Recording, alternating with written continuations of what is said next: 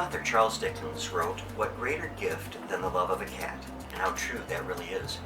Further, Théophile Gautier expressed, "It is a matter to gain the affection of a cat.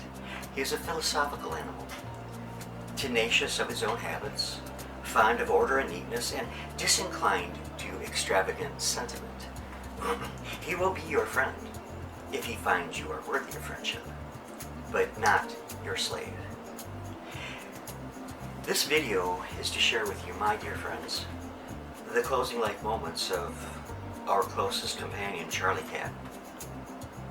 Though Charlie has left this physical realm, I often sense that he is still close by. I will see a movement out of the corner of my eye, or something like that, and I believe Charlie is still here with us. That maybe God tasked him with watching over us. I'd like to read you one more item, which by the end of the video will show how great the love that God filled his little heart with. Truly, I had the following in mind as Charlie passed. There is no author credited, but I quote, "For ages, we have romanticized the notion that cats want to die alone, and the wilds joined with Earth without the intrusion of their human companions. The truth is, cats have not the foggiest notion about death, so they can hardly plan for what they don't know. But what they do know is whether or not they are being threatened by illness or by injury. In either case, it's as if they are being chased by a predator that they cannot see. And understandably, their instinct simply tells them to hide where the predator cannot find them. Sadly, what they don't know is that they take, as we do, they take this predator with them no matter where they hide. As a result, they may die alone without the help they need or the comfort they deserve from those who love them the most." End quote. I sensed that anxiety, but a brief second at the end. Charlie was not afraid. And he was not afraid, I believe, because David and I were with him.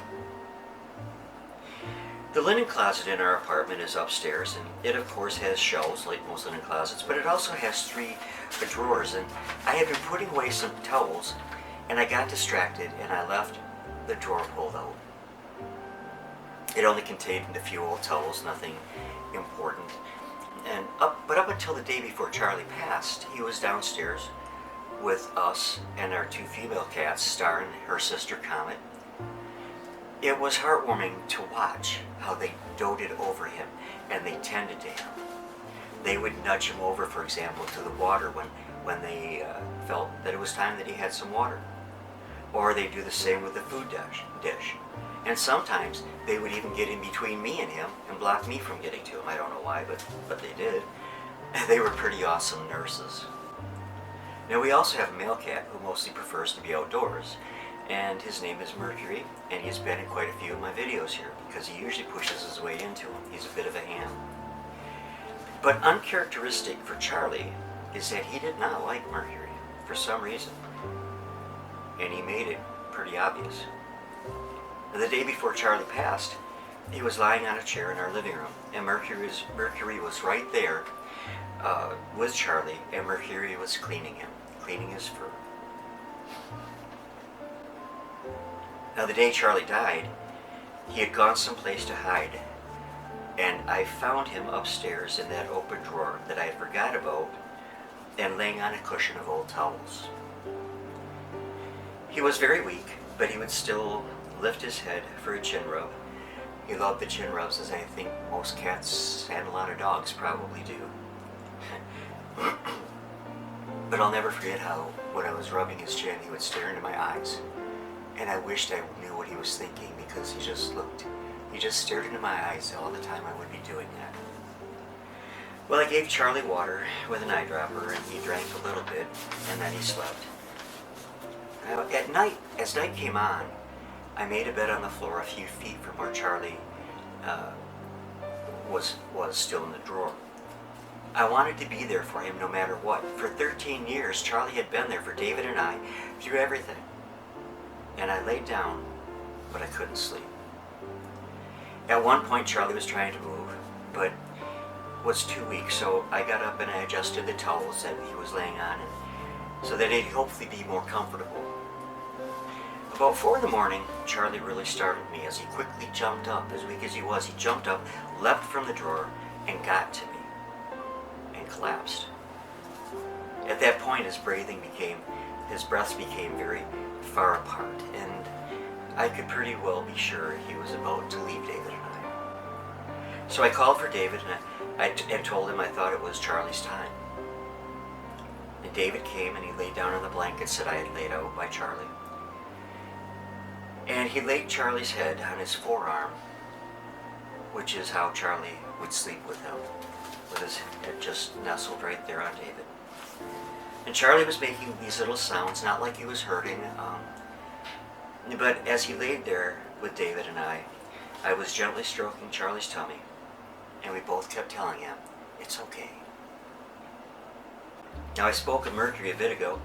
He came and sat on a box right close to us there, and he stayed close until Charlie passed. He knew what was happening, and I guess he wanted to be a part of it. And it wasn't long, and Charlie struggled briefly, like there was a moment of fear, but just a moment. And David and I continued to comfort him, and he seemed to relax. And then he just stopped breathing, just like that. He was gone. Of course, we stayed there with Charlie as we shed some tears.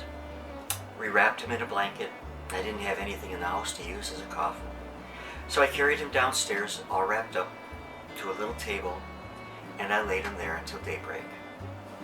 In fact, I laid down by the table, and it would have been the last time Charlie and I would have slept together, if I could have slept. So about 9 o'clock, I went to the garage for a sturdy container. David and I placed our precious little companion in it.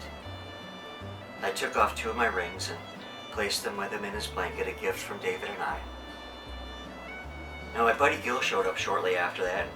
Gil dug a grave in the side yard where Charlie would rest. And as we buried him, our neighbor and friend Jean came out to join us. And we were also joined by one of the outside cats named Shadow.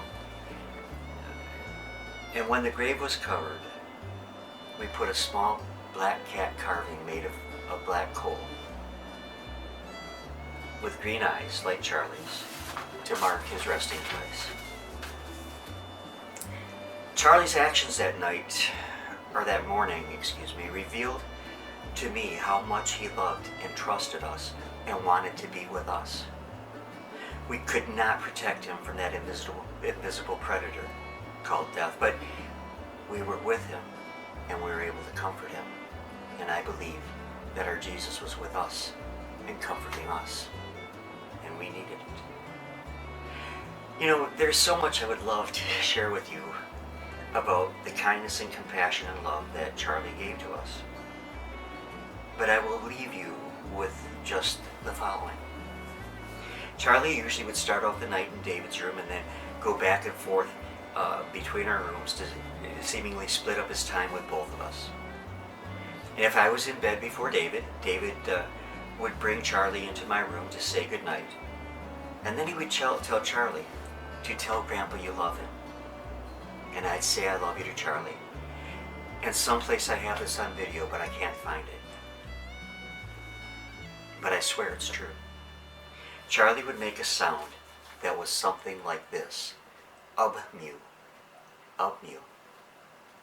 I honestly believe he was trying to vocalize, love you. And he did.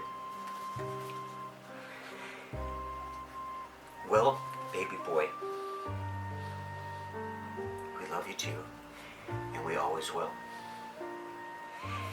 And I love all of you, my dear friends. And I thank you for taking the time to watch this and allowing me to share these very private moments that we had with him at the end with you. You all mean more to me than you could possibly ever know. And I thank you for being here. Thank you for being my friends, and thank you for many of you being my brothers and sisters in Christ Jesus. And God willing, I'll be back with you real soon. Thank you again, and God bless you. God bless you, my little boy.